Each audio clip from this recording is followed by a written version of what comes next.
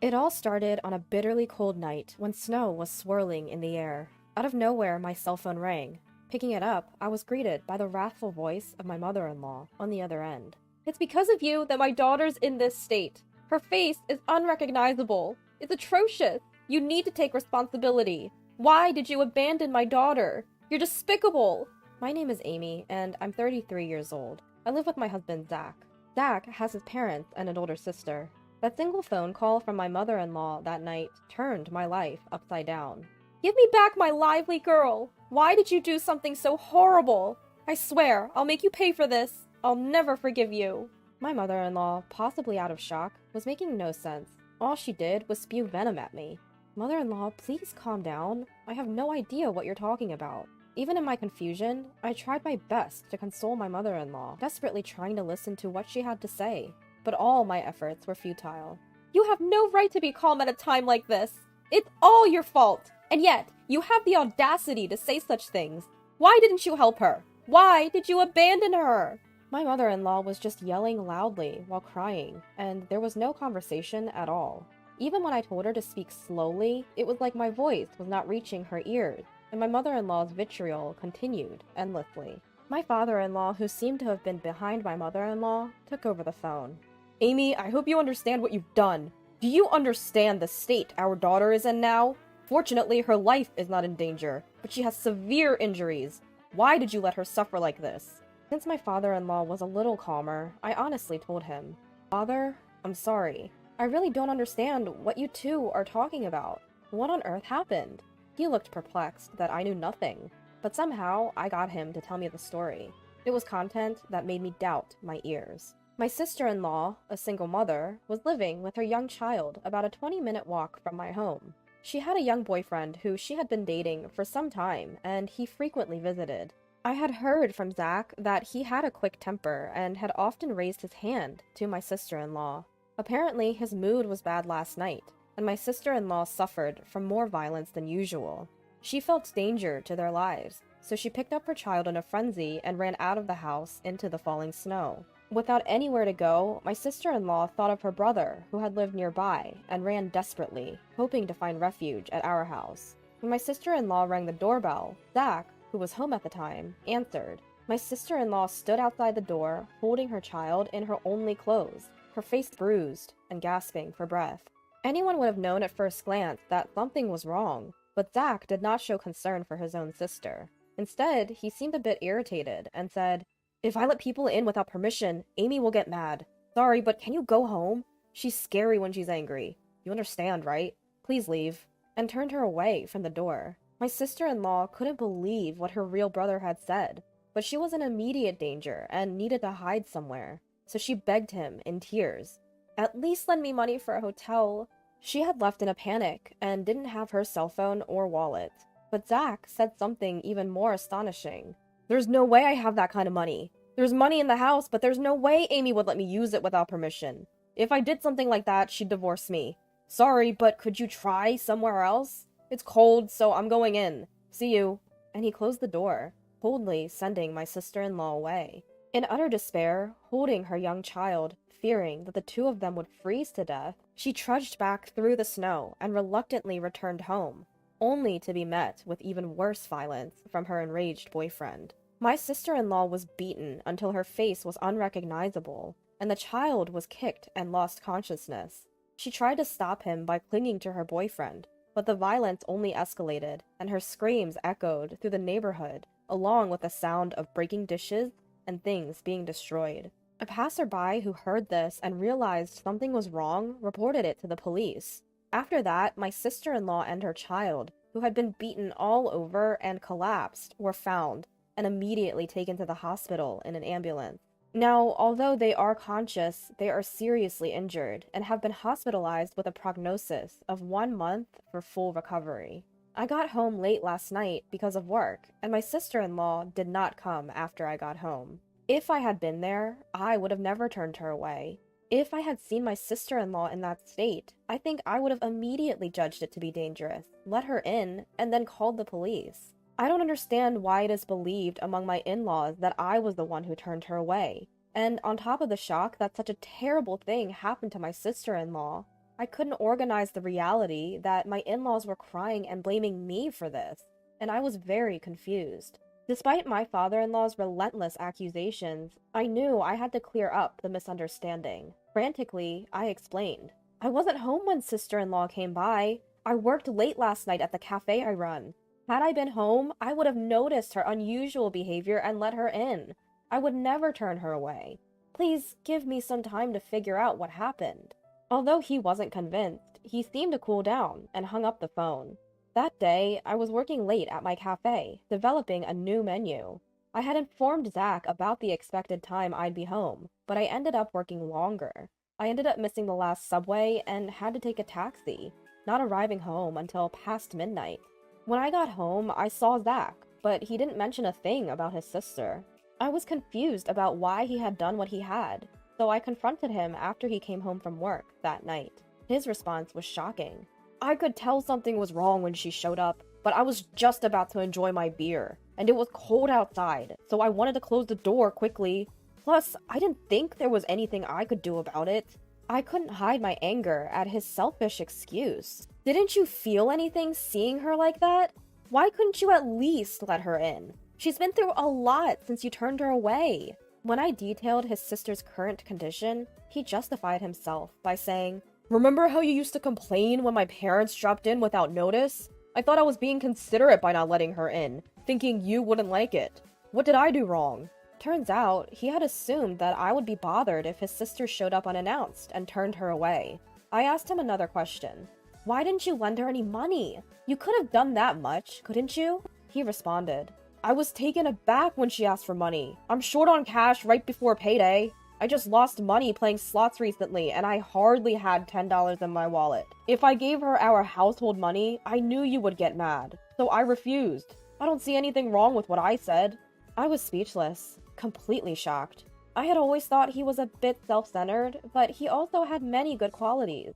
I had been giving him the benefit of the doubt, but I realized it was a terrible mistake. He was incapable of making sound decisions because he always put himself first. He had no compassion for others, not even a bit of kindness, and he was foolish enough to prioritize his drinking over his own sister's distress. But it was too late to realize this now. He didn't seem to feel guilty or responsible at all about his sister being rushed to the hospital. From my perspective, she would have ended up like this anyway, no matter where she ran off to. On the bright side, she's safe in the hospital now. We're both safe. All thanks to me, right? He was talking about it as if it was someone else's business. His heartless remarks were making me feel like I was losing my sanity, so I decided not to talk to him any longer. Holding back my anger, I reported to my father-in-law about Zach's irresponsible behavior towards his sister the previous night. Upon hearing my words, Zach's father lost his composure. In a fit of rage, he exclaimed, "There's no way my Zach would do such a thing to his own sister! You're lying! Stop making up stories, Amy! Are you trying to make Zach the worst just to escape your own guilt? If you're going to spew such nonsense, then show me some proof!" He refused to listen to me at all, and again blamed me for everything. I endured his accusations while desperately trying to figure out how to prove my innocence. If things remained this way, I would be branded a monster, while Zach, the real culprit who drove his sister away, would live on without any sense of guilt or retribution. This was a situation I could not tolerate. I remembered that my sister-in-law had arrived at our home around 9 p.m. that night. After much thought, I found something that could prove my innocence. My shop was equipped with a security camera. The footage clearly showed me working alone until around 11 p.m. that night. Armed with this footage and another piece of evidence, a taxi receipt that showed the time I got home, I went to my in-laws and proved that I wasn't at home at the time. "I was at my shop when your daughter came home. Do you believe me now?" It was probably something they didn't want to believe, but faced with clear evidence, they had no choice but to accept it. Zach's father, his hand trembling, muttered, "So Amy wasn't home then." Despite their shock, Zach's parents hurriedly called him in to uncover the truth about that night.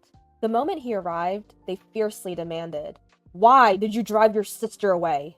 Just as he had done with me, Zach tried to deflect all blame onto me, claiming that he thought I would dislike having his sister in our home. Hearing this, his father said, We already know that Amy wasn't home at that time, but your sister says she saw a woman in the house. How do you explain that, Zach? I was speechless. If there was another woman in our home at 9 p.m., there was only one possible explanation. Wait, Zach, what is going on? Who is this woman? I asked him, my voice shaking. Zach's face turned pale as he squirmed under the questioning from both his parents and me, until he finally confessed everything. When I told him I would be late because I was working on a new menu, he saw it as an opportunity to bring his mistress home. He knew I often came home after midnight when I was immersed in my work, so he felt safe in inviting her over. When his sister suddenly showed up, asking to be let in, he panicked and drove her away for fear of his affair being discovered. You fool! Not only did you betray Amy, but you also left your only sister out in the snow! What were you thinking? Why didn't you lend her any money? Explain yourself! His father's anger was overwhelming, and Zach confessed the real reason he hadn't given her any money. He actually had plenty of spending money left, but he didn't want to lend it because then he wouldn't be able to buy the bag and shoes he wanted to give his mistress. He didn't want to upset his mistress for the sake of his sister, so he wanted to get rid of her quick, which led to shutting the door on her, Zach admitted. I was furious, but Zach's parents were even more so. Before being a brother or a husband, you lack basic human decency. It's our responsibility as parents that you grew up to be this kind of person. But we cannot tolerate this and maintain our relationship. From today, we are cutting ties with you. Don't ever show your face to us again. Zach's father disowned him. In a similar vein, I added, I'm divorcing you. You cheated on me and put your sister's life at risk by leaving her out in the snow. I can't live with someone like you anymore. Zach was shocked at being disowned and confronted with a divorce, all at once, and started begging for forgiveness, crying. I'm sorry! I won't do it again! Please forgive me! He clung to his father's leg, but his father simply shook him off. What you did is the absolute worst thing in our eyes. His parents and I never forgave Zach. Apparently, he had been having an affair with the other woman for a year now. The mistress was a coworker at Zach's company, who he'd been secretly bringing to our house when I wasn't around. It was infuriating to learn I'd been betrayed behind my back for so long. Zach even tried to blame his treatment of my sister-in-law on me, which only added to my anger, so I had no second thought about divorcing him. I made Zach sign the divorce papers and immediately submitted them. Right after, I headed to a law firm, hired a lawyer, and filed for substantial damages from both Zach and his mistress. I also called Zach's boss, who had been our matchmaker at our wedding, and reported through my tears that we were getting a divorce. I told him everything about Zach's affair and his mistress. Zach's boss, a man who despised anything against human decency, had repeatedly told Zach at our wedding to never betray his wife. As expected, he was furious when he learned about Zach's infidelity. Word reached upper management, and on his boss's advice, Zach was transferred to a branch office in the countryside. His mistress was moved to a different department where she was made to sort documents all day. However, my sister-in-law's revenge against the two was even more ruthless. Still suffering from the after effects of her injuries, she deeply resented Zach's actions that day. To vent her hatred, she did something even more extreme than what I did. By coincidence, she was working at one of Zach's company's clients and knew some of Zach's colleagues. Using her connections, she revealed and spread within the company the cruelty she and her child had suffered that day. The company's employees, who had thought the divorce was due only to the affair, were shocked to learn the truth. Zach's abandonment of his own sister to cover up his affair was a huge shock to everyone in the company. The rumor quickly spread throughout the company, and Zach was universally suspected of being a terrible human being. Once he was ostracized by everyone, his work was impacted, and after a while, he was demoted. He couldn't stand being avoided by everyone and found it hard to continue working at his new post, so he ended up quitting. To pay me the high alimony, he drained his savings and is still paying me by working live-in part-time jobs. Almost all his salary goes towards the payment, and I've heard he can't even afford a coat for winter and shivers in thin t-shirts. As for the mistress, she was stubbornly clinging to her job, amidst the judgmental glances of her coworkers, despite my demand for damages. After consulting my lawyer, I decided to ask her parents for the payment. When her parents learned about it, they were shocked and immediately made their daughter pay the full amount after confirming the facts. I kept receiving calls from her, which I never answered, but she left numerous abusive messages in my voicemail saying, "Why did you tell my parents? I had to go into debt to make the payments. My life is ruined because of you." As I found it unbearable, I sent these messages to her parents. I received an apology letter later, promising they would never let their daughter trouble me again, and the harassing phone calls stopped. As for my sister-in-law, her abusive boyfriend's actions became a police matter, and she was able to file for damages for her injuries.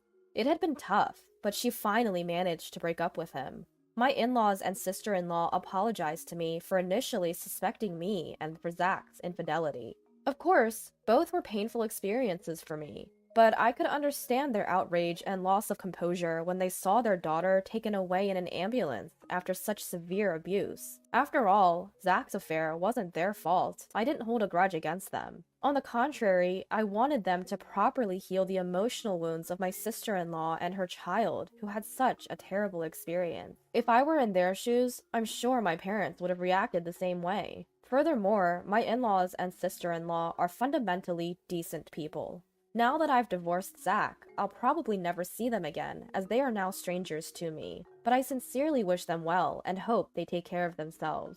I moved closer to the cafe I run. Since it's within walking distance, I no longer have to worry about the last train, and I can devote my time to coming up with new menu ideas. Though I was thrown around by unexpected events, I probably wouldn't have been happy if I continued to be married. There are things one must never do as a human being.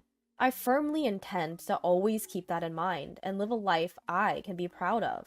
That's what I strongly believe.